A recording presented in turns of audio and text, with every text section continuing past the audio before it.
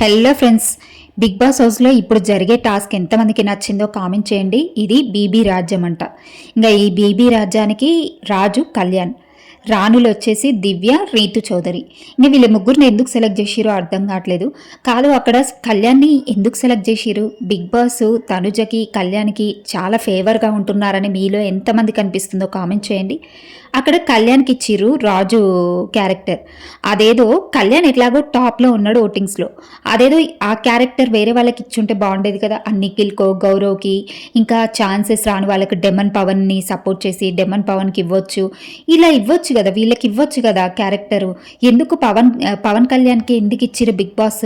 అంటే ఇక లేపే వాళ్ళని ఇంకొంచెం లేపుతున్నారు ఈ బిగ్ బాస్ కూడా, ఇక కింద పడే వాళ్ళని ఇంకా కొంచెం తొక్కుతున్నారు. అసలు కళ్యాణ్కి ఇచ్చే బదులు ఆ రాజు క్యారెక్టర్ వేరే వాళ్ళకి ఇచ్చుంటే బాగుండేది. అసలు కళ్యాణ్కి సెట్టే అవ్వలేదు రాజు క్యారెక్టర్. అక్కడ డెమన్ పవన్కో, నిఖిల్కో ఇస్తే మస్తు హైలైట్ ఉండేది.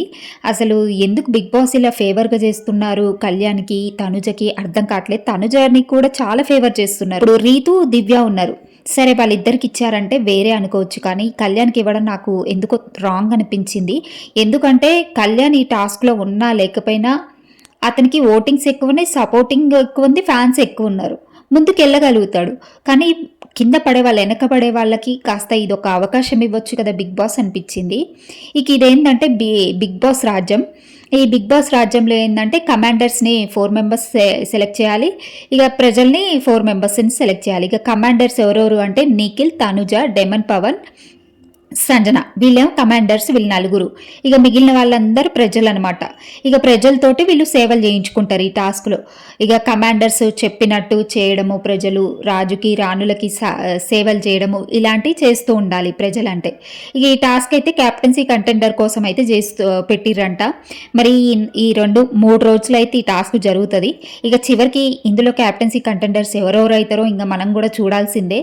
ఇక ఇందులో కమాండర్స్ క్యాప్టెన్సీ కంటెండర్స్ అవుతారా, ప్రజలు అవుతారా, లేదంటే రాజు రాణులు ఇద్దరు అవుతారా అనేసి మనం కూడా వేచి చూడాల్సిందే.